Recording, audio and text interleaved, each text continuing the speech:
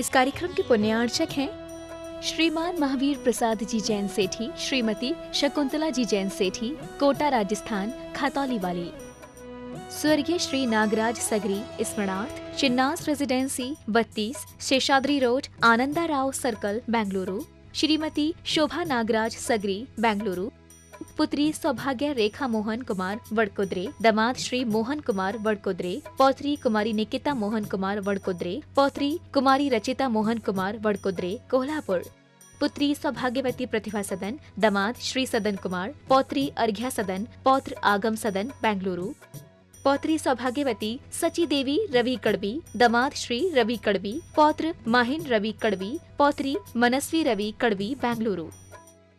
Shri Dinesh Sarvesh Akhilesh Patni, AUM capital, Kolkata.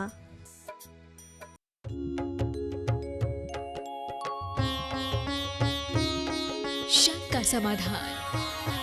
बोलिए श्रवण संस्कृति उन्नायक प्रातः स्मरणीय संत शिरोमणि परम पूज्य 108 आचार्य गुरुवर विद्यासागर जी महामुनिराज की जय जय जय। बोलिए गुणायतन प्रणीता, शंका समाधान प्रवर्तक, भावना योग प्रवर्तक, प्रखर वक्ता परम पूज्य 108 यूनिवर्सिटी प्रमाण सागर जी मुनिराज की जय जय जय। बोलिए परम पूज्य 108 यूनिवर्सिटी अरह सागर जी मुनिराज की जय जय जय।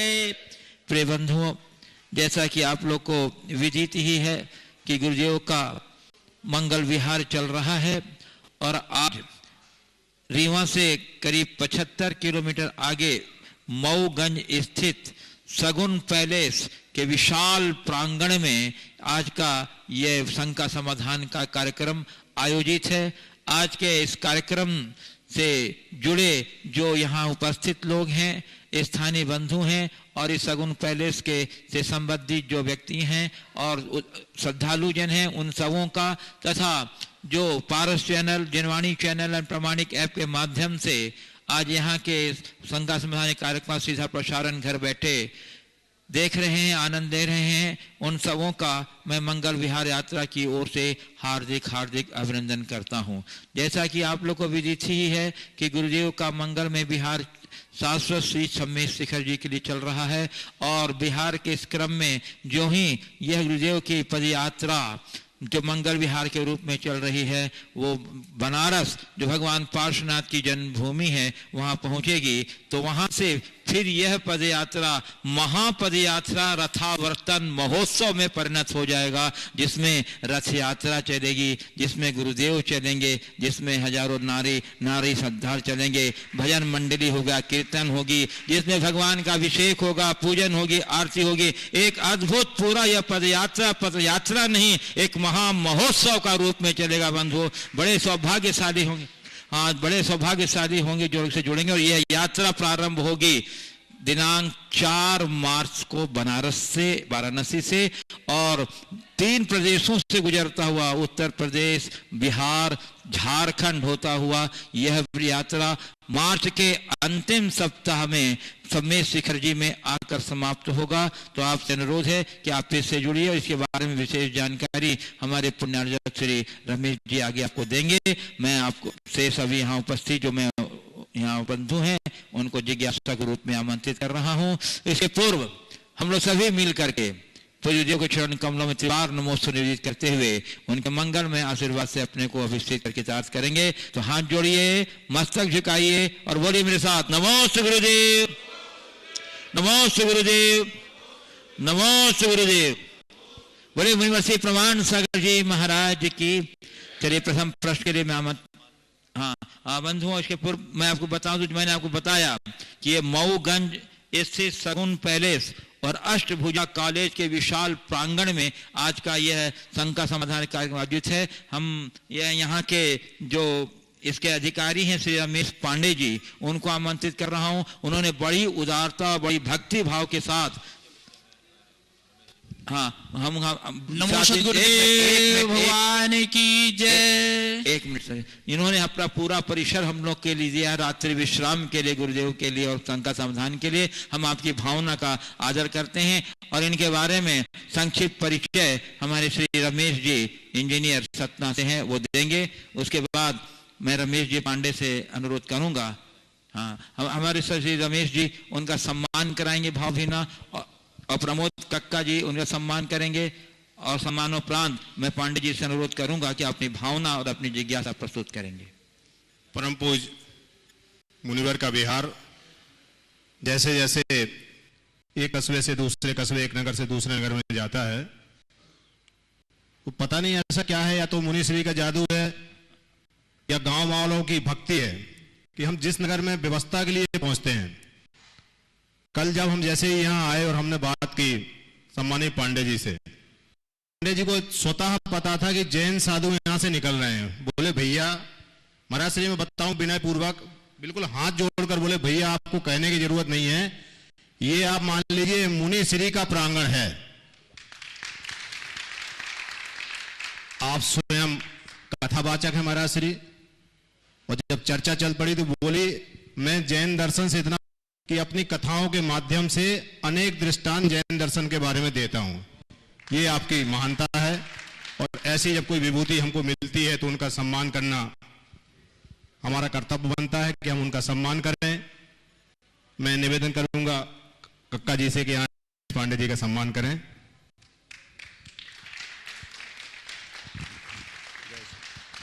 अब आप अपना प्रश्न। परम गुरुदेव के चरणों में बारंबार प्रणाम।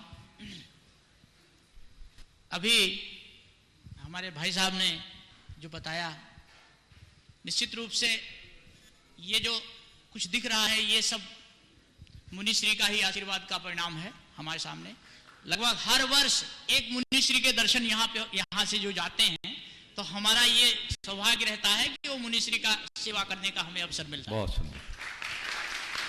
और हमारे मुनिश्री ने जो अपने आशीर्वाद वचन दिए, तो हमें भागवत के केवल 2 श्लोक मैं आपको बोल रहा हूं, सारा आपका इन 2 श्लोकों में ही सारा जो अभी आशीर्वचन है वो समाया हुआ है, इसलिए मैं बहुत प्रभावित रहता हूं।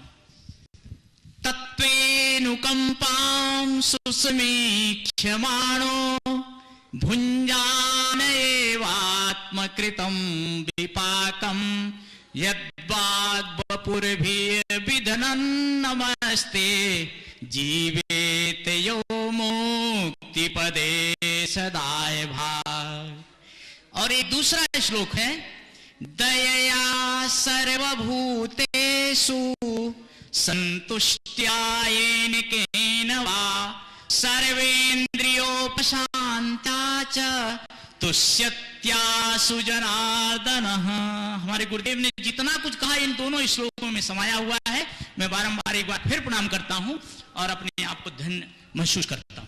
धन्यवाद। बहुत अच्छी भावना आपने प्रकट की है और इन्होंने जो बात की है वो जीवन का सार है।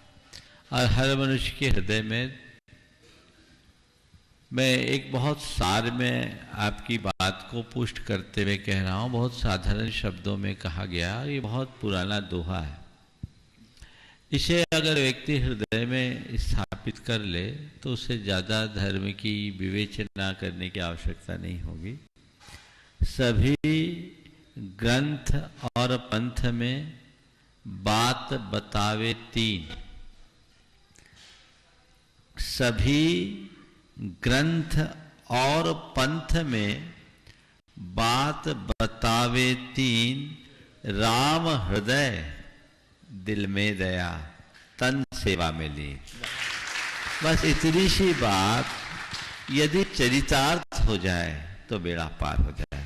आपकी भावना, सत्संग, प्रेम एक अच्छे कथावाचक होने के साथ साथ संतों के प्रति आपका ये जो बहुमान है, निश्चित आपके भीतर के ज्ञानीपना को प्रकट करती है। मैं भावना भाता हूँ कि ये भावना आपकी दिनों दिन बलवती हो और आप भी उसी स्थान को प्राप्त कर सकें जिसके आप अधिकारी हो। राजेन हाँ, हमारे बीच में मीडिया जगत से श्री राजेश दुबे जी हैं। आए परम पूज्य मुनिवर से आशीर्वाद ग्रहण करें। जैसे ही पुलिस प्रशासन को पता चला कि ऐसे कोई संत नगर में आए हुए हैं, स्थानीय थाने के टीआई श्री तिवारी जी हमारे बीच में हैं। आए परम मुनिवर से आशीर्वाद ग्रहण करें। श्री तिवारी जी। और यदि आपकी कोई जिज्ञासा है तो उसके लिए भी आप सादर आमंत्रित हैं। हाँ। ओ, बहुत सुंदर, बहुत सुंदर। चलिए, आप यहाँ से राजेंद्र मिश्रा राजस्व निरीक्षक रीवा, और उसके बाद तैयार रहेंगे पुष्पेंद्र कुमार दुबे। दुबे नहीं, सतानंद मिश्रा हो गए। सतानंद मिश्रा पूछेंगे? नहीं। प्रिंस कुमार पांडे? नहीं। रमेश हो गया। चलिए, अब मैं आमंत्रित कर रहा हूँ श्री शरद सरावगी, गुणायतन ट्रस्टी कटनी, और उसके बाद तैयार रहेंगे श्रीमती रितुषा जैन, जबलपुर लक्ष्मी भंडार। गुरु जी नमोस्तु नमोस्तु नमोस्तु। गुरु जी, अभी कुछ दिन पहले मैं एक विवाह समारोह में गया था। सरावगी परिवार का प्रोग्राम था, काफी सरावगी इकट्ठे थे, और मुझे ये अनुभव किया कि काफी सरावगी धर्म से विमुक्त हो गए हैं। गुरुजी, मैं एक अनुभव कर रहा हूँ कि सरावगी हमारा जो कुटुंब है वो लगभग 100 परिवार का कुटुंब है, और हम लोग चूरू से बिलोंग रखते हैं, जहाँ से पे 150 वर्ष के लगभग का पुराना मंदिर हमारे दादाजी के बनाया हुआ अपनी गाथा गा रहा है, और हमारी परिवार से काफी लोग धर्म से विमुक्त हो जा रहे हैं। तो ऐसा कोई संदेश आप दीजिए जो पूरे भारतवर्ष में जो सरावगी परिवार है वो धर्म से एक बार जोड़ होकर धर्म लाभ लेवे। देखिए, इस विषय में मैंने अनेक बार बात की, इसकी जड़ में जाने की जरूरत है, और लोगों को चाहिए कि वो अपने मूल को न भूलें। सरावगी शब्द ही श्रावक से बना है, और उनके अंदर श्रावकपना होना चाहिए, श्रावक धर्म का पालन करना चाहिए। अग्रवाल समाज ने जैन धर्म की प्रभावना में महत्वपूर्ण योगदान दिया है और अग्रणी रही है। आज वो हाशिए पे आ गई है। हमें चाहिए कि हम उन सबको उनके गौरव का बोध कराएं और वापस उन्हें धर्म की मुख्य धारा से जोड़ें। श्रीमती रितुषा जैन, जबलपुर लक्ष्मी भंडार गुणायतन ट्रस्टी, और उसके बाद तैयार रहेंगी डॉक्टर आराधना जैन, सतना। महाराज श्री के चरणों में बारंबार नमोस्तु नमोस्तु नमोस्तु। महाराज श्री, मेरी शंका यह है कि महाराज श्री, हमारे जैन धर्म की परंपरा में हम हमेशा पंच परमेष्ठियों को पूजते हैं महाराज श्री, और इन सभी पंच परमेष्ठियों में सारी भव्य आत्माएं पुरुष ही होती हैं। तो महाराज श्री, हम ये पूछना चाह रहे हैं कि इनमें हम महिलाओं को स्थान क्यों नहीं मिला, जबकि सनातन धर्म में देवी देवताओं दोनों को पूजा जाता है। देखिए, हमारे यहाँ ऐसा नहीं है कि स्त्रियों को कोई सम्मान नहीं मिला है। स्त्रियों को बहुत सम्मान मिला। हमारे यहाँ 16 सतियों की चर्चा ऐसे आधारहीन नहीं है। जहाँ तक पंचपरमिष्ठि की बात है, हम उन्हें पुरुष रूप में देखते हैं, पर वे पुरुष नहीं हैं, वे स्त्री पुरुष से ऊपर उठ गए। मुक्ति न स्त्री को मिलती है न पुरुष को मिलती है। मुक्ति तो उसे मिलती है जो अपने आत्मा में डूब जाता है, वीतरागिता को प्राप्त कर लेता है। इसलिए तो केवल ऊपर का चोला है, हमें उसे उस तरीके से देखना चाहिए। जैसे जैसे चेतना का क्रमिक विकास होता है, हमारी आत्मा की योग्यता और पात्रता भी विकसित होते जाती है। हमें न तो किसी को स्त्री समझना चाहिए, न ही किसी को पुरुष और नपुंसक। हर साधक को और हर धर्मी को ये समझना चाहिए कि मैं एक आत्मा हूँ, और संसार के हर प्राणी में वही आत्मा है, सब आत्मा है, और आत्मा में परमात्मा होने की योग्यता है। यदि ये दृष्टि और दिशा हमारे मन में होगी तो हमें कहीं कठिनाई नहीं होगी। इन सब बातों में उलझने से कोई सार नहीं है।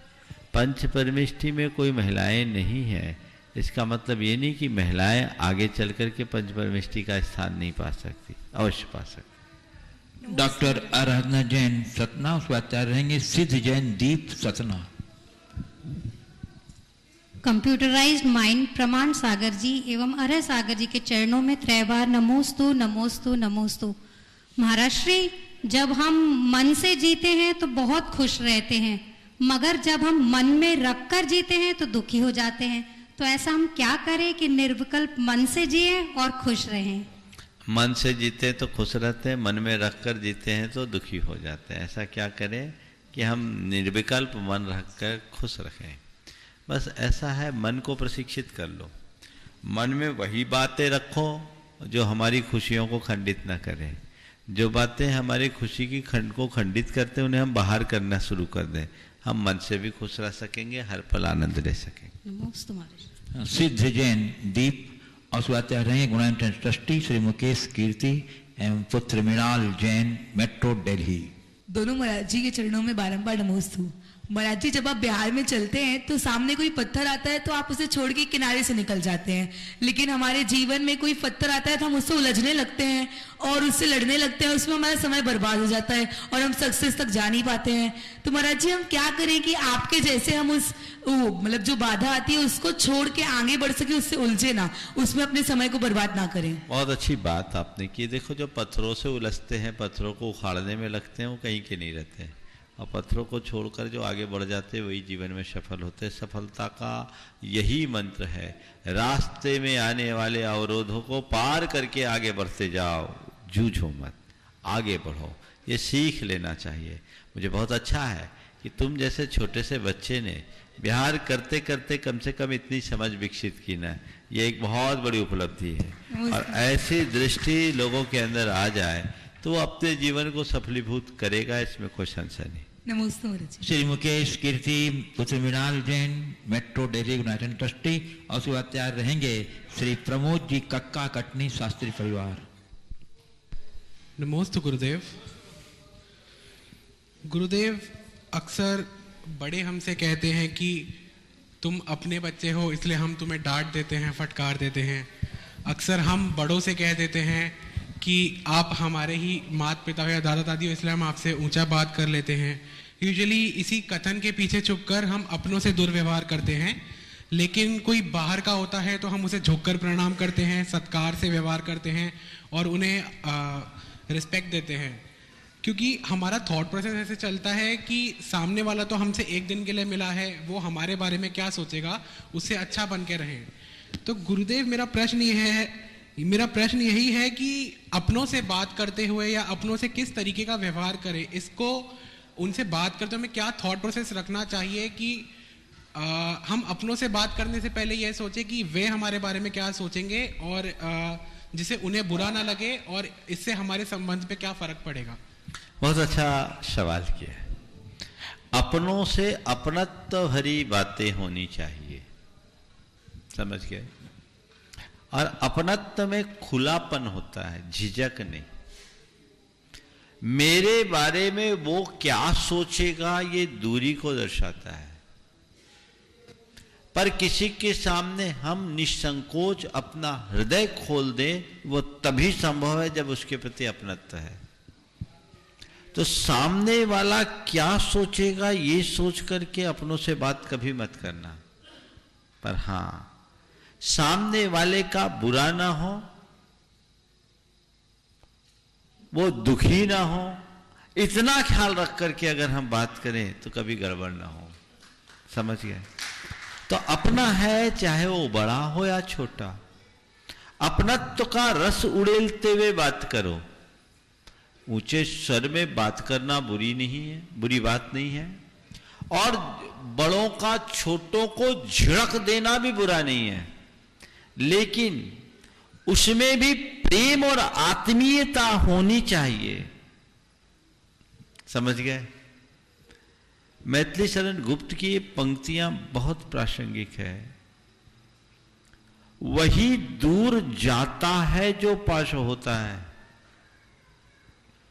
वही दूर जाता है जो पास होता है, क्रोध आता है उस पर जिससे कुछ नाता है। तो होगा, ये अपनत्व है। अपनत्व में भाषा भी अपना अर्थ बदल देती है, अपनत्व अधिकार भी देता है, पर हां, इतना ख्याल रखना चाहिए कि हम जैसे अपना ख्याल रखते हैं वैसे ही अपनों का भी ख्याल रखें। जितना ख्याल अपना रखो उतना ही अपनों का रखने लगो, बेड़ा पार हो जाएगा। हाँ, श्री प्रमोद जी कक्का कटनी शास्त्री परिवार और गुरुदेव के रहेंगे श्री पंडित सिद्धार्थ जी सतना। मुनिदेव के चरणों में गुरु महाराज अनंत कोटि नमोस्तु। गुरुदेव, जंगल में रहो या बस्ती में, लहरों में रहो या कश्ती में, महंगी में रहो या सस्ती में, पर रहो गुरु भक्ति की मस्ती में। क्योंकि जो डूबे हैं गुरु भक्ति की मस्ती में, 4 चांद लग गए हैं उनकी हस्ती में। ऐसे गुरुदेव के चरणों में मेरा बार बार नमोस्तु। गुरुदेव कहते हैं, दोष कांटों का कहां हमारा है जनाब, दोष कांटों का कहां हमारा है जनाब, पैर हमने जमीन पर रखा ही क्यों।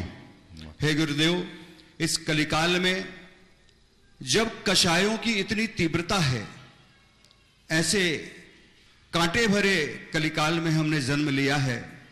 हे गुरुदेव, कैसे पैर रखे जमीन पे कि इन कांटों की चुभन का एहसास न हो। देखिए, बात बिल्कुल सही है। कांटे तो है सड़क पर, 2 रास्ते हैं। या तो अपने पैरों में चरण पादुका रख लो, कांटों पर चलोगे भी तो चुभेंगे नहीं, या आंखें इतनी गड़ा करके देख रखो कि कांटों पर पैर न पड़े। इसके अलावा और कोई रास्ता नहीं है। जब कांटों पर चलना ही हमारी मजबूरी है तो हमें ऐसा प्रयास करना चाहिए कि कांटे हमें चुभे ना है, गड़ ना पाए। उसके लिए जो सुरक्षात्मक प्रयास है वो जरूर करना चाहिए। गुरु भक्ति एक प्रयास लग रही है। बिल्कुल, बहुत नमोस्तु गुरु। पंडित सिद्धार्थ जी एवं श्रीमती गुणमाला जी कटनी सतना। परम पूज्य मुनिवर द्वय के चरणों में अनंत कोटि नमन। तीर्थंकर का पद विहार चलता था तो एक इंद्री से लेकर पंचेंद्री जीवों के भाग्य की सराहना की जाती थी कि इस क्षेत्र से इनका विहार हुआ है। वैसे ही देखा तो नहीं है तीर्थंकर का विहार, लेकिन वर्तमान का जो विहार कर रहा है कुछ उसकी झलक ऐसा बताती है कि जब एक पंचम काल में एक मुनि महाराज का विहार इस प्रकार हो सकता है कि जो यहाँ के निकलने वाले सारे जीवों को मंगल पर भावना प्रेरित करते हुए उनके भव्यता के और उनके उल्लास के, उनके उत्थान की चर्चा करते हुए मुनि महाराज यहाँ से विहार करते हैं, तो ऐसा झलक देखकर ऐसा लगता है कि निश्चित रूप से तीर्थंकर का विहार जैसे सुना और पढ़ा है। हे गुरुवर, मैं ये पूछना चाहता हूं कि आपका मार्ग तो बदला हुआ था, फिर भी ये विंध्य प्रदेश से लेकर मिर्जापुर बनारस वाले एक इंद्री से पंचेंद्री तक जीवों का निश्चित रूप से कोई ऐसा पुण्य रहा है जिसके कारण आपके पद विहार इस ओर को आए। क्योंकि जहां जहां आपके पड़ाव पड़ता है, जहां आप रुकते हैं, आज जहां पर आपका आहारचर्या का पड़ाव पड़ा, वहां पर मैं 1 घंटे बैठकर उनके परिवार ने मुझसे चर्चा की, जैन साधु की चर्या के बारे में चर्चा की, और वो बार बार ये सराह करते थे, पता नहीं मेरे कौन से जन्मों का पुण्य था, ये उनके शब्द हैं, पता नहीं मेरे परिवार के कौन से जन्मों का पुण्य था कि जो गुरु चरण यहां पर पड़े, ऐसे संतों के जो अध्यात्म से सराबोर रहते हैं, ऐसे संतों के पड़े। तो गुरुवार, इसमें मेरी एक जिज्ञासा है, क्या इस तरफ के एक इंद्री से पंचेंद्री जीवों का कुछ विशेष पुण्य होगा जो आज इस धरा से आपका मंगल विहार चल रहा है? देखिए, बात सही है। भागनवश जोगी बसाए, कहाँ मैं दूसरी तरफ निकल रहा था।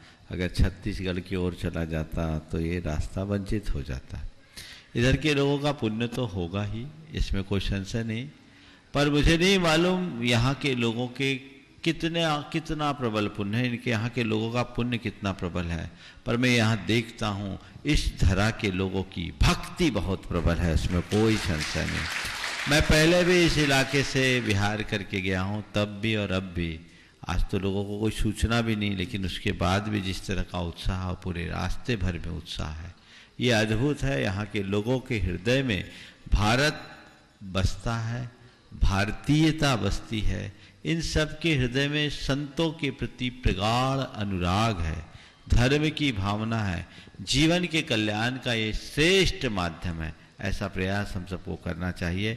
और मैं यही भावना भाता हूँ कि इस विंध्य की धरा में जो भावना आज देख रहा हूँ, कल वो और बलवान हो, फलवती होते रहे, बल बढ़ती रहे, बढ़ती रहे। नमोस्तु गुरु, नमोस्तु गुरु। टीआई साहब प्रश्न कुछ करेंगे क्या? कुछ टीआई साहब को वो माइक दीजिए। और पत्रकार जी हैं, यदि वो भी आप कुछ प्रश्न है तो आमंत्रित हैं। संत स्वामी जी को नमोस्तु। हाँ बोलिए। रुकूं तो मुझसे मुकद्दर सवाल करता है, रुकूं तो मुझसे मुकद्दर सवाल करता है, चलूं तो राह का पत्थर सवाल करता है। बहुत सुंदर, बहुत सुंदर। तो क्या यथेष्ट मार्ग है, हम लोगों के लिए मार्गदर्शन करें, कब रुक जाना चाहिए, कब चल लेना चाहिए? रुकूं तो मुझसे मुकद्दर सवाल करता है, चलूं तो राह का पत्थर सवाल करता है। मैं आपसे ये कहूं, इन दोनों सवालों को भूलो और अपने मंजिल को सामने रखो, दोनों को उत्तर मिल जाएगा। हाँ। पत्रकार जी, कुछ जिज्ञासा आपकी है? पत्रकारों को तो जिज्ञासा बहुत रहती है। सादर प्रणाम। ये जो मानव तन मिला है, उसकी सार्थकता सही मायने में किस तरह से? मानव तन की सार्थकता मानवता को पाने में। यदि हमने मनुष्य की आकृति में जन्म लिया है तो हमारे भीतर मनुष्य की प्रकृति आनी चाहिए। प्रकृति ने हमें मनुष्य बनाया है, तो पुरुषार्थ से हम मनुष्यता को पाए। धर्म का यही सार है। यदि इसे हमने अपना लिया, जीवन का उद्धार होगा। देखिए, बात करना अच्छी बात है, लेकिन जरूरत से ज़्यादा बात करना अच्छी बात नहीं है। हमें वही और उतना ही कहना और बात करना चाहिए जितना कि प्रासंगिक है। अवसर के अभाव में कही गई अच्छी बात भी अच्छी नहीं लगती। इसलिए वाक चातुर्य होना और बातूनी होना, इन दोनों में बड़ा अंतर है। जो लोग ज़्यादा बातें करते हैं, लोग उनसे अपना पिंड छुड़ाना चाहते हैं। हमें समय के अनुरूप और प्रसंगानुरूप बात करनी चाहिए। और आपने पूछा है कि ज़रूरत से ज़्यादा बात करने की आदत से हम अपने आप को कैसे बचाएं। बार बार एक वाक्य दोहराओ, मुझे कम बोलना है, धीमा बोलना है, मीठा बोलना है। कम बोलना है, धीमा बोलना है, मीठा बोलना है। कम बोलना है, धीमा बोलना है, मीठा बोलना है। ये धुन आप बार बार दोहराओ, आपके सबकॉन्शियस माइंड में ये बात अंकित होगी। और जब कभी भी आप बात करने की स्थिति में होंगे, आपका अंतर्मन आपको रोकेगा और कहेगा मुझे कम बोलना है, सीमित बोलना है, सार्थक बोलना है। ये भी आप दोहरा सकते हैं। मुझे सीमित बोलना है, सार्थक बोलना है, सीमित बोलना है, सार्थक बोलना है। ये बात बार बार दोहराइए, तो जो आदत है उसे नियंत्रित किया जा सकेगा। पूज्य गुरुदेव, रीठी कटनी मध्य प्रदेश से कुमारी मयूरी जैन कह रही हैं, शिक्षा से पहले संस्कार का, व्यापार से पहले व्यवहार का और भगवान से पहले माता पिता का क्या महत्व है, तथा इनसे परे वे कौन हैं और क्या हैं जो हमारे जीवन के समग्र विकास में परम महत्व के हैं? देखिए, शिक्षा के पहले संस्कार, व्यापार से पहले व्यवहार और भगवान से पहले माता पिता का क्या स्थान है। देखिए, शिक्षा अच्छी चीज है, पर बिना संस्कार की शिक्षा अर्थहीन है। जब तक हमारे जीवन में सम्यक संस्कारों का बीजारोपण नहीं हो, तब तक हमारी शिक्षा संस्कारित सार्थक नहीं होती। आज शिक्षितों की संख्या कम नहीं है, पर संस्कारितों का घोर अभाव है। इसलिए हमें चाहिए कि हम शिक्षित होने के साथ साथ संस्कारिता पर जरूर ध्यान दें।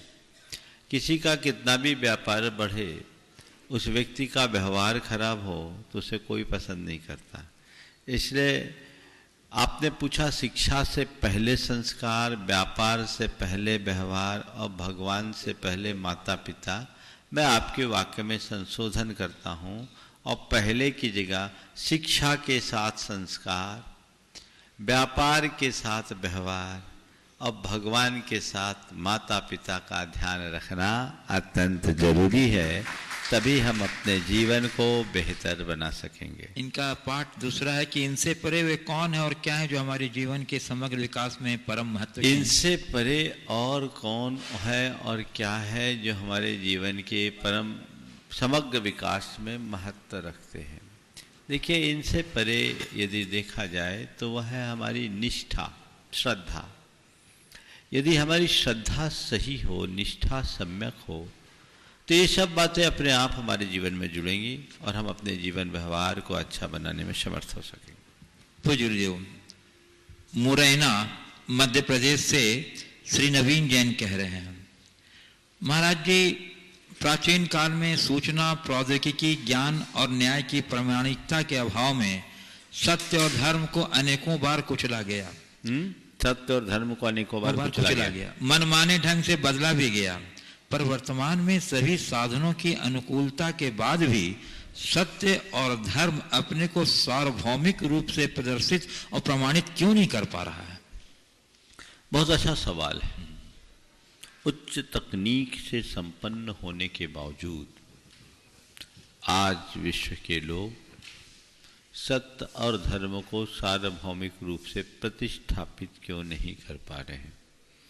देखिए, सत्य या धर्म सूचना और प्रौद्योगिकी के माध्यम से प्रसारित नहीं होते, ये संस्कार और साधना से प्रतिष्ठापित होते हैं। हमारे संस्कार इतने बिगड़े हुए हैं कि हम सत्य की बातें भले कर लें पर सत्य के प्रति निष्ठा ही नहीं रखते। सत्य को की चर्चा करना तो चाहते हैं, सत्य को जीना नहीं चाहते। धर्म की बातें हम खूब करते हैं पर धर्म को जीने का प्रयत्न नहीं करते। तो जब तक ऐसी स्थिति हमारे मन में बनी रहेगी, हम धर्म को सार्वभौमिक बना कैसे सकेंगे? तो हमें चाहिए कि हम संस्कारों का शंखनाद करें और लोगों को साधनोन्मुखी बनाएं, जिससे जीवन को बेहतर बनाया जा सके। पूज्य गुरुदेव, अंजड़ जिला बड़वानी मध्य प्रदेश से श्री अंतिम मनीषा जैन कह रहे हैं, गुरुदेव, नहीं और हाँ ये दो छोटे शब्द हैं, लेकिन उनका इस्तेमाल करने के लिए बहुत सोचना पड़ता है, क्योंकि हम जिंदगी में बहुत सी चीज़ों को खो देते हैं, नहीं जल्दीबाजी में बोलने पर और हाँ देर से बोलने पर। तो महाराज जी, इन दोनों छोटे छोटे शब्दों का उपयोग किस तरह करें कि ये बड़े काम के बन जाएं? बहुत अच्छी बात है। नहीं और हाँ, ये दोनों शब्द बड़े महत्वपूर्ण हैं। जल्दबाजी में नहीं और देर से हाँ बोलने में हमारा भारी नुकसान होता है, इसमें संशय नहीं। ये मनुष्य के अंदर तब घटता है जब उसके भीतर औचित्य का गुण विकसित हो जाता है। जिस मनुष्य के अंतर में औचित्य गुण प्रकट हो जाता है, वो समयानुसार हाँ या ना करने में समर्थ हो जाता है। सही समय पर लिया गया सही निर्णय हमारे जीवन को सफलीभूत बनाता है। इसमें हम अपने अतीत के अनुभवों का भी लाभ उठा सकते हैं। हमने अपने पिछले अनुभवों में जो भी गलतियां की है, उसकी पुनरावृत्ति न करें तो भी हम बहुत कुछ बच सकते हैं। इसलिए हाँ और ना का बहुत महत्वपूर्ण स्थान है।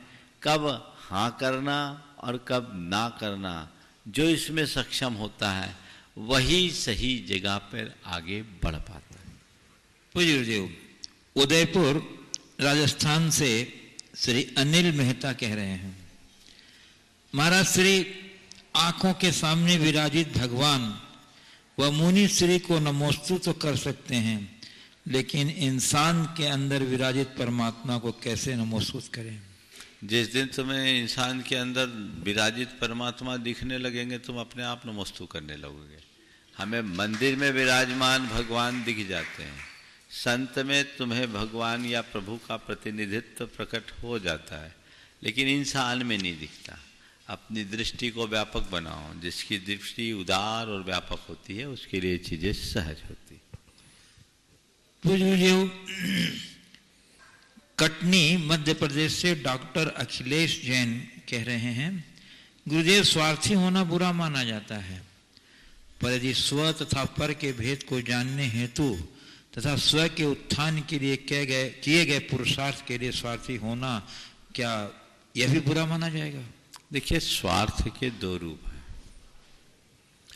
एक है केवल अपने भौतिक हितों की पूर्ति, और जिस हित की पूर्ति में हम औरों के हितों की अनदेखी करें, ये स्वार्थ वर्जनीय है, ये ठीक नहीं।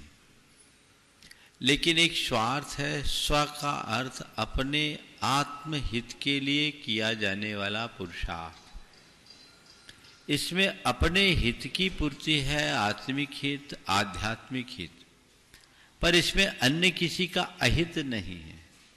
सच्चे अर्थों में देखा जाए तो ये स्वार्थ कहने को है, यथार्थ में परमार्थ है। तो हम उस स्वार्थ को साधें जो हमें हमारे परमार्थ से जोड़े, उस स्वार्थ से दूर रहें जो हमें अनर्थ का भागी बनाए।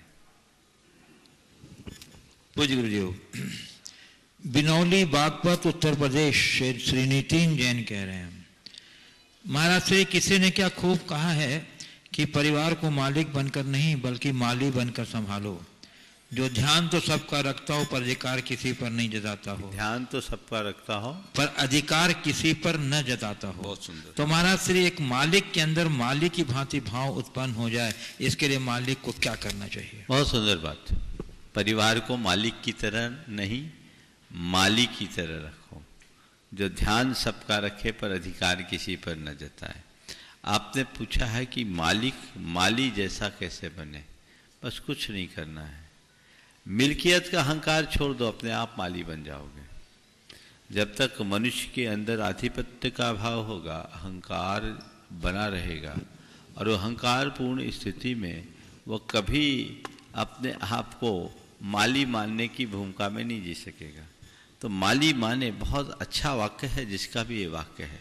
हमें बिल्कुल ऐसा ही सोच करके चलना चाहिए और ये मानना चाहिए हम तो निमित्त मात्र हैं, बाकी तो सब है। इतनी सी सोच यदि अंतर मन में विकसित हो जाए तो बेड़ा पार हो जाए। पूज्य गुरुदेव, गोपालगंज सागर मध्य प्रदेश से श्री राजेश जैन आरआई कह रहे हैं, गुरुदेव शर्म और बेशर्म, शर्म और बेशर्म ऐसी दो बातें हैं जिन्हें यदि कोई कार्य नहीं करना है तो कह देते हैं शर्म आ रही है, और यदि कोई कार्य करना है तो कह देते हैं बेशर्मी से कर लिया। तो गिरवर, ये दोनों बातें अच्छी या खराब हैं? इनमें से हमें किसे अपनाना चाहिए? देखिए, दोनों चीजें अपनी अपनी जगह अच्छी भी है और बुरी भी है। जहाँ तक शर्म का सवाल है, हमें पाप कार्यों के प्रति शर्म और संकोच रखना चाहिए। शर्म या लज्जा एक गुण है, एक ऐसा मानसिक संकोच जो हमें अकार्य से रोकता है। ऐसे व्यक्ति के लिए कई बार हम लोग कहते हैं उसकी आँख का पानी ही सूख गया, उसके जीवन में कोई पानी नहीं, यानी लज्जा नहीं है।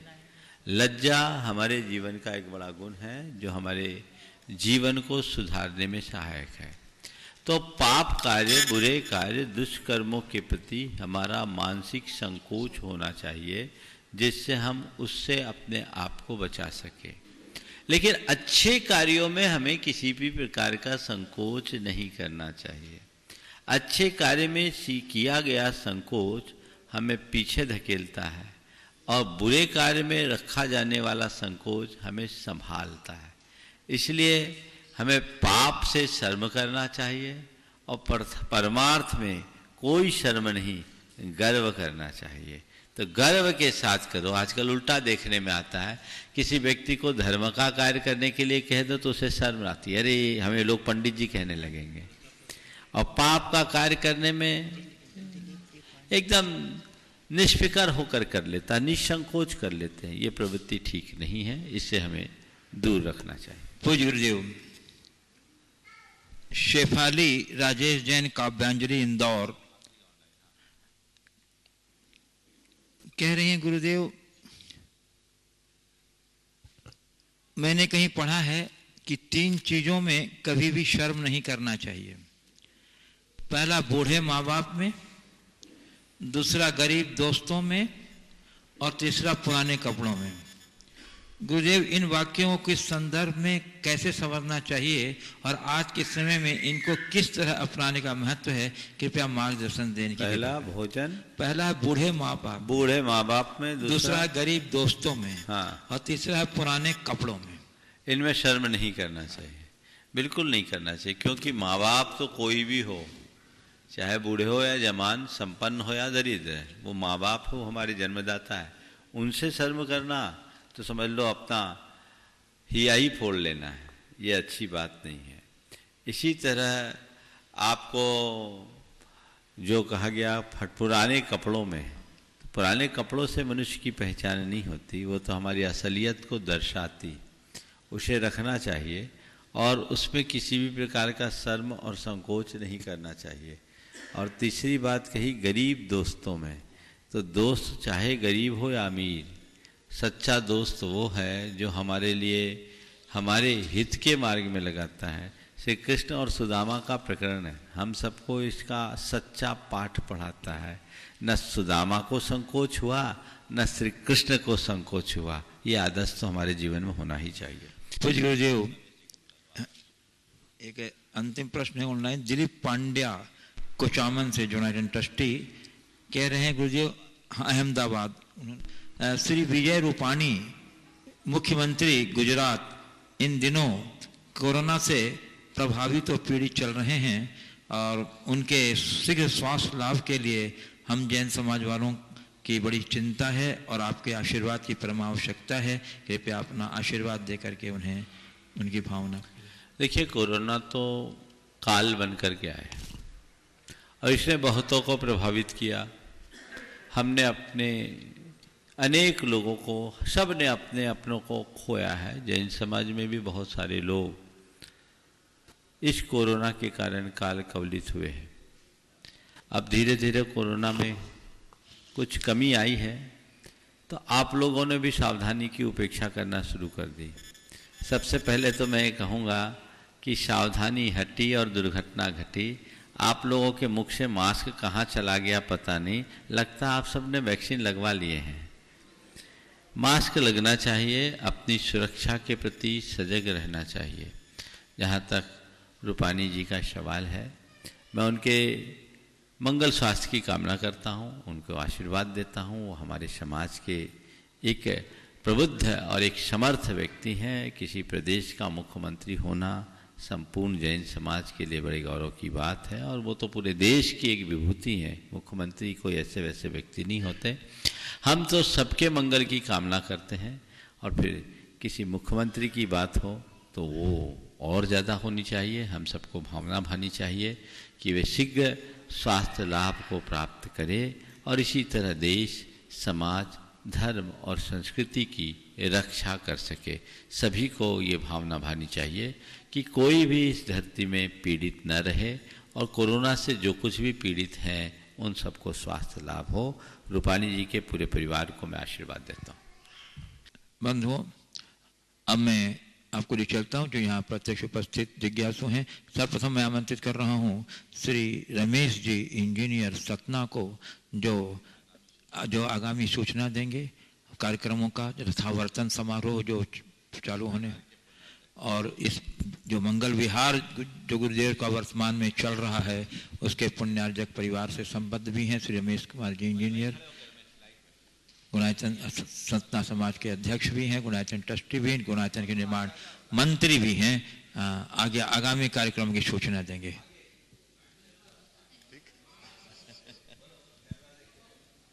बोले परम पूज्य मुनि श्री प्रमाण सागर जी महाराज की, परम पूज्य मुनि श्री आर्य सागर जी महाराज की। जैसे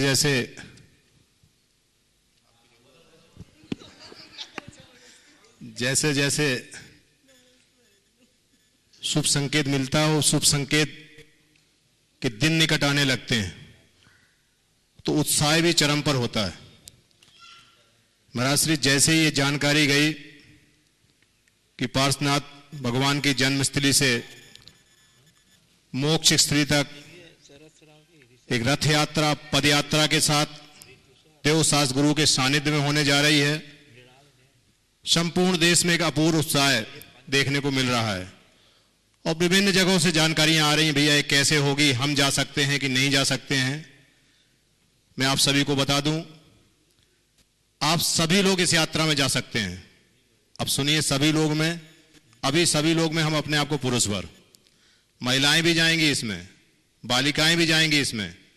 जब शुभारंभ होगा यात्रा का, महिलाओं बालिकाओं के लिए एक थोड़ी सी बंदिश है शुरुआत में कि वो अपने परिवार के साथ जाएं, और जैसे ही हमारी यात्रा अंतिम लक्ष्य की ओर होगी, अंतिम सप्ताह में होगी, शायद ये बाध्यता आपके लिए खत्म हो जाएगी परम पूज्य गुरुवर के आशीर्वाद से, मुनिश्री के आशीर्वाद से, और फिर सभी लोग इस यात्रा में शामिल होंगे।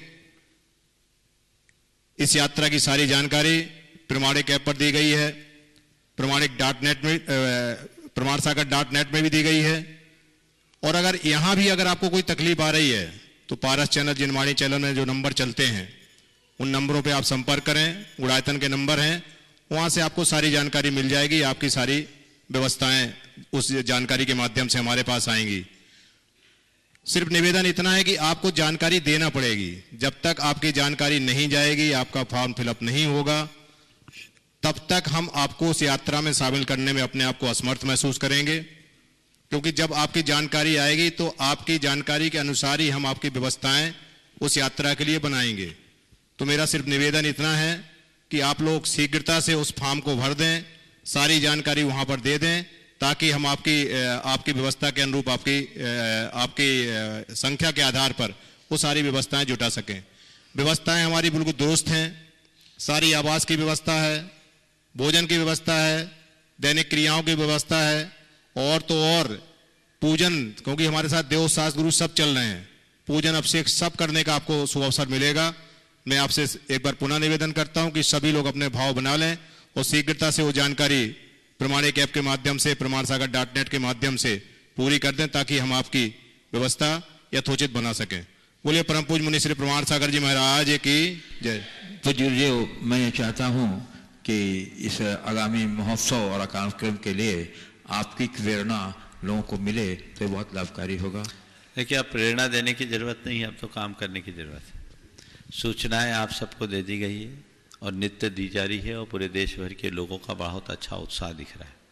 ये आप सबके जीवन का पहला अवसर, जब हम तीर्थ भूमि से महातीर्थ की वंदना करने जा रहे हैं, और यात्रा नहीं पद यात्रा, और पद यात्रा ही नहीं महापद यात्रा जो जन्मभूमि से निर्वाण भूमि की होगी, और वह भी रथ यात्रा के साथ होने वाली है। ये कोई साधारण अवसर नहीं है। हमें चाहिए कि ऐसे अवसर का हम लाभ उठाएं, और जिन्हें भी इस पूरे के पूरे महोत्सव में अपनी सहभागिता देनी है, अपनी समय और सुविधा के अनुरूप समय पर अपनी सूचनाएं दें, ताकि यहाँ जो उसकी व्यवस्था करने वाले लोग हैं वो आपकी सुव्यवस्था कर सके। वाराणसी से ये सारा कार्यक्रम होगा, और इस कार्यक्रम को लगभग 4 सप्ताह का ये कार्यक्रम है। कोशिश कीजिए हम 4 सप्ताह तक रहें, पूरी यात्रा कर सके, और पूरी नहीं हो सके तो जितना समय इसमें निकाल सके निकाले। ये जीवन का अमूल्य क्षण है। जो बार बार कहा जाता है कि महिलाओं को इसमें अभी अनुमति नहीं है, वो केवल व्यवस्था की दृष्टि से। भावनात्मक रूप से आप सब जुड़ेंगे, और ऐसी व्यवस्था भी आपको रहेगी कि घर बैठे आप यात्रा का बहुत कुछ आनंद लेंगे, और आखिरी में तो आपको पूरा आनंद मिल ही जाएगा। शुरुआत में भी वाराणसी में आप आ सकते हैं और कार्यक्रम की शुरुआत करा दो। आदि अंत हो गया तो बीच तो अपने आप हो ही जाता है, उसमें कोई निषेध वाली बात नहीं है। पर ये सारी चीज़ें चूँकि व्यवस्थाओं को देखते हुए ही कर रहे हैं। अगर व्यवस्था अच्छी बन जाएगी तो हो सकता है बीच में आप लोगों को अवसर मिल जाए, लेकिन अभी तो शुरू और अंत की जो व्यवस्था है उसका आप सबको ध्यान रखना है, और ऐसे अवसर को अपने जीवन का अमूल्य अवसर बनाकर हम सबको लाभ उठाना है। मैं आमंत्रित कर रहा हूं श्री राजेश जैन सतना उपाध्यक्ष गौशाला को, जो अपनी प्रश्न भी रखेंगे, कुछ जानकारी भी देंगे। उसके बाद तैयार रहेंगे श्री ऋषभ सुमन जैन मिर्जापुर संरक्षक गुणायतन। पूज्य महाराज जी को नमोस्तु नमोस्तु नमोस्तु। पूज्य महाराज जी, जब आप सतना में थे तो आपके द्वारा संत भवन का आशीर्वाद दिया गया था, आधारशिला रखी गई थी संत भवन की। कहाँ? गौशाला सतना में। तो उस समय महाराज जी 7 कमरों की घोषणा हो गई थी और अभी 8वें कमरे की घोषणा की गई है। उनका श्री स्वर्गीय डॉक्टर रामचंद्र जी जैन, धर्मपत्नी श्रीमती पुष्पा जैन, पुत्र प्रदीप जैन, इंजीनियर संदीप जैन और नाती अमन जैन के द्वारा। महाराज जी, आपका आशीर्वाद चाहिए उनको। ओ, सवाल भी है? चलो, बहुत बढ़िया, आशीर्वाद। चलिए, श्री ऋषभ सुमन जी जैन मिर्जापुर उत्तर प्रदेश गुणायतन के संरक्षक। और उसके बाद ये जो मऊगंज स्थित सगुन पैलेस, जहां से संघ का संविधान कार्यक्रम चल रहा है, यहाँ उपस्थित स्थानीय बंधुओं को मैं आमंत्रित करूंगा। गुरुदेव के पावन चरणों में बारंबार नमोस्तु नमोस्तु नमोस्तु। गुरुदेव, कल किसान खेत और खलियान की बात हुई थी। आपने कहा था कि हमारे अन्नदाता हैं, तो अन्नदाता के साथ ही साथ गुरुदेव ये हमारे दुग्धदाता भी हैं। ये किसान भाई हमारे दुग्धदाता भी हैं। दुग्धदाता? दुग्धदाता जी गुरुदेव। पूरे हिंदुस्तान में, पूरे इंडिया में जितना भी दुग्ध का उत्पादन होता है वो 80% किसी क्षेत्र से ही होता है। 80% दूध का उत्पादन कृषि माने खेत खलियान वाले लोग ही करते हैं। शहरों में इनका उत्पादन मात्र 15 से 20% होता है। तो गुरुदेव, ये लोग, इनका जो आश्रय बना हुआ है इन गायों के ऊपर या मवेशियों के ऊपर, उनकी उचित देखभाल के लिए गवर्नमेंट की ऐसी कोई भी पॉलिसी, संगठित पॉलिसी माने एक संगठित, इनका न तो काम हो पा रहा है न तो कोई इनको मदद मिले। आपका भाव बहुत अच्छा है जी, पर ये शंका समाधान का विषय नहीं है। मैं गवर्नमेंट को क्या सलाह दूं? जी, सरकार को चाहिए कि सही नीति और सही रीति अपना करके चीजों को आगे बढ़ाए। नमोस्तु गुरुवर। गुरुवर के चरणों में सत सत बंदन सत। गुरुदेव, इस समय आपका एरिया समिति के साथ बिहार एवं भाव विशुद्धि के साथ आहार चल रहा है और बहुत सारे लोग आपका आहार विहार करवा भी रहे हैं। तो गुरुदेव, जो सभी लोग चल रहे हैं उनको कैसा आहार विहार करना चाहिए एवं उनको किन किन मर्यादाओं के अंदर रहकर अपना ये सब काम करना? जो विहार कर रहे हैं उनको कैसा रखना चाहिए अभी संक्षेप में बता रहा हूँ, कुछ दिन बाद और बताऊंगा जब ये महाविहार में परिवर्तित होगा उस समय बताऊंगा। बस मैं इतना ही कह रहा हूँ कि उनके आचरण में दिखना चाहिए कि वो गुरु के साथ विहार कर रहे हैं। बस एक पंक्ति में सारी बातें आ जाती है और यदि ऐसा वो करेंगे तो निश्चित अपने जीवन को सफल बना सकें। नमोस्तु गुरुवर। नमोस्तु नमोस्तु। यहाँ उपस्थित हैं करदम ऋषि, सेवानिवृत्त कर्मचारी। और उसके बाद तैयार रहेंगे DN सिंह, सेवानिवृत्त शिक्षाधिकारी मऊगंज। गुरुवर को प्रणाम। जीवन जीने का सरल मार्ग क्या है? जीवन जीने का सरल मार्ग क्या है? कुटिलता को छोड़ दो, जीवन अपने आप सरल होगा। हमारे जीवन में जो कुटिलता है, कृत्रिमता है, उसने हमारे जीवन को जटिल बना दिया। अगर हमने कुटिलता और कृत्रिमता को खो दिया, हमारे जीवन में अपने आप सहजता आएगी। तो मैं आप सबसे ये कहूँगा, अगर जीवन को जीना है और जीना ही नहीं, जीवन का वाकई में रस लेना है, तो 4 बातें ध्यान रखो। 4 बातें ध्यान रखो। जो घटे सहज स्वीकार करो। पहली बात, सुख हो दुख हो, संयोग हो वियोग हो, अच्छा हो बुरा हो, हानि हो लाभ हो, स्वीकार करो। समझ गए? दूसरी बात, जो हो उसका सत्कार करो। सुख का भी सत्कार करो और दुख का भी सत्कार करो। और सुधार करो, अपनी कमियों का सुधार करो, तो अपने आप हमारे जीवन का उद्धार हो जाएगा। समझ गए? तो ये 4 बातें याद रखो, स्वीकार, सत्कार, सुधार तो उद्धार। डीएन सिंह, सेवानिवृत्त शिक्षा अधिकारी मोहगन। आज के बाद हैं दीनानाथ उपाध्याय, कृषि विस्तार अधिकारी। गुरुवर के चरणों में सादर प्रणाम। मैं वाराणसी का रहने वाला हूं। मैं आपसे के चरणों में प्रणाम करते हुए जानना चाहता हूं कि वाराणसी से आपकी यात्रा कहां से कब से शुरू होगी? हाँ हाँ, देखिए अभी आपको जैसा बताया गया कि 4 मार्च को ये यात्रा प्रारंभ होगी। उससे पूर्व संभवतः 1 मार्च को हमारा वाराणसी में प्रवेश हो जाएगा। 4 मार्च को भेलूपुर, जो भगवान पार्श्वनाथ की जन्मभूमि है काशी, तो भेलूपुर से ये यात्रा की शुरुआत होगी। और सम्मेद शिखर, जो हमारे पार्श्वनाथ भगवान के साथ 20 तीर्थंकरों की निर्वाण भूमि है, वहाँ पर ये यात्रा संपन्न होगी। ये संपूर्ण यात्रा 380 किलोमीटर की है, जिसमें सभी लोग पद यात्रा करते हुए इसका आनंद लेंगे। चरणों में प्रणाम स्वीकार करें।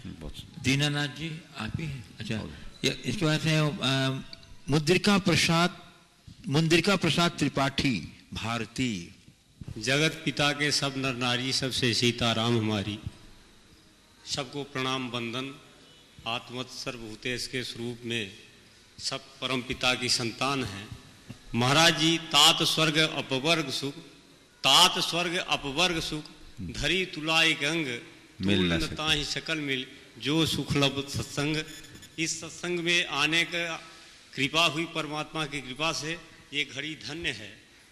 और एक चिंतन चलता रहता है महाराज, कभी लगता है जीवन बहुत निराश है, हम शांति की ओर जाएं। जब समाज देश की दुर्दशा देखते हैं तब लगता है कि कहीं न कहीं कुछ किया जाए। जो ये भ्रष्ट असुरता है, शिष्ट व्यवहार है, मानवता खत्म हो रही है, धर्म जाति के नाम पर झगड़े हो रहे हैं। और हम चूंकि पेशे से शिक्षक हैं, हम पढ़ते हैं अहिंसा परमो धर्म, जहाँ दया तहाँ धर्म है, धर्म न दूसर सत्य समाना।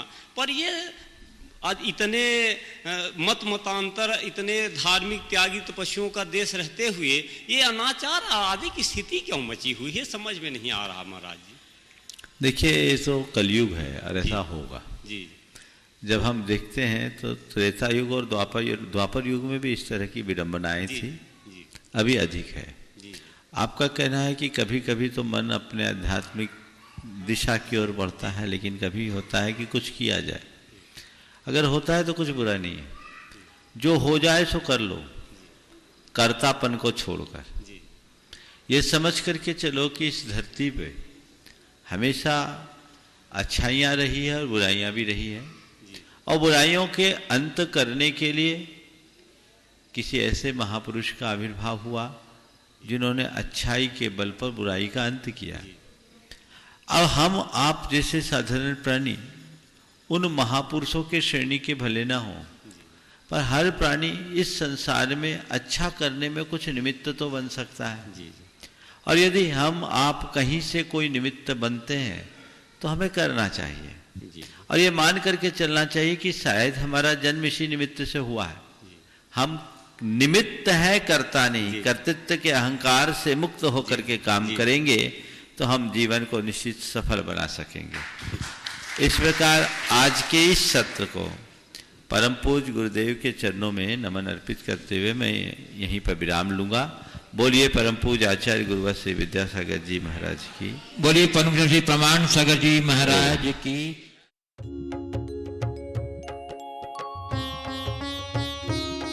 शक का समाधान। इस कार्यक्रम के पुण्यार्चक थे श्रीमान महावीर प्रसाद जी जैन सेठी, श्रीमती शकुंतला जी जैन सेठी, कोटा राजस्थान, खतौली वाली। स्वर्गीय श्री नागराज सगरी स्मरणार्थ, Chinnas residency 32, Seshadri road, Ananda Rao circle, Bengaluru. Shrimati Shobha Nagaraj Sagari, Bengaluru. पुत्री सौभाग्य रेखा मोहन कुमार वडकुद्रे, दामाद श्री मोहन कुमार वडकुद्रे, पौत्री कुमारी निकिता मोहन कुमार वडकुद्रे, पौत्री कुमारी रचिता मोहन कुमार वडकुद्रे, कोल्हापुर। पुत्री सौभाग्यवती प्रतिभा सदन, दामाद श्री सदन कुमार, पौत्री अर्घ्या सदन, पौत्र आगम सदन बेंगलुरु। पौत्री सौभाग्यवती सची देवी रवि कड़बी, दामाद श्री रवि कड़बी, पौत्र माहिन रवि कड़बी, पौत्री मनस्वी रवि कड़बी बेंगलुरु। Shri Dinesh Sarvesh Akhilesh Patni, AUM capital Kolkata.